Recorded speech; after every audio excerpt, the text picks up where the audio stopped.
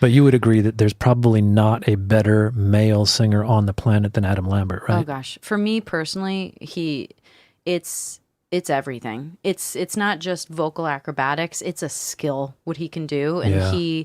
he's undeniably powerful. I don't hear stories about him losing his voice. I don't. He's trained. He gets it. He understands what it means to deliver every single night. I remember And when we were on Isle of Wight, we were on tour and we just played our set and then Queen was playing after us. And so we went and kind of side stage, but we weren't really side stage because remember they wouldn't even let us go side stage. We were hoping we could get back there because We were I just hoping- wanted to be near him.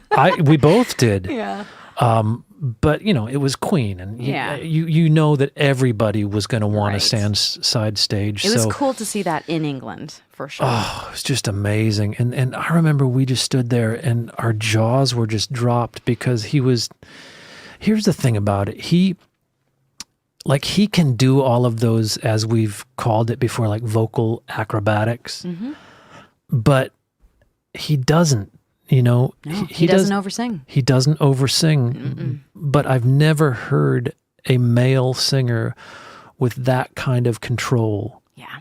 over every millisecond of his performance. It's so hard to explain to students even when I talk about it, but as a teacher, the one way that I differ is I feel very connected to pop and rock and all these things, and so it's a very physical act, singing. Right. And so there's an awareness and a control over breath happening there that is just inherent. Yeah. And that's the thing. It's hard to explain because it is inherent. I listen You don't think he was taught that? You think that just is in his blood? I think that he was probably taught some things. I mean, I've been taught a lot of things, but now it's an inherent feeling of understanding what something feels like and creating it. I don't think Bruno Mars has been vocally trained, but Bruno Mars is like a Michael Jackson to me. His voice, he's not over singing everything. It's sharp. He cuts things off. It's bright, it's vibrant, and it moves. And it doesn't feel like he's trudging through the mud. You know what I mean? Michael Jackson didn't trudge through the mud. He was on that tempo. He really felt that rhythm, and it was inherent in his breath and his voice. And that's where Adam Lambert is. He just doesn't oversing because he knows what it takes to just cut that note and move on.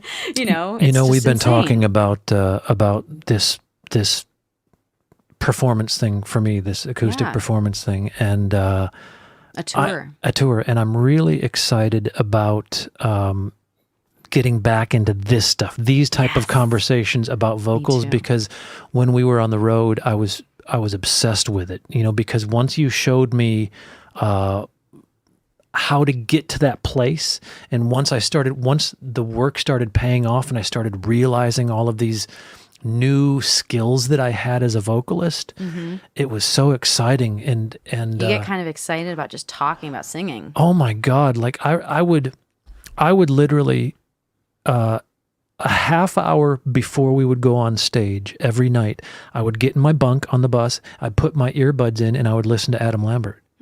And I would because it would get me in that headspace of vocal placement and how effortless it was and how calm you could tell his entire body was and how he was only engaging the muscles that needed to be engaged to do that.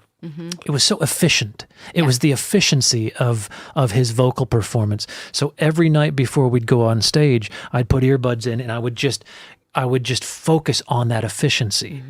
And I know that that's something that you teach all of your students is to kind of discover that efficiency and then be able to work with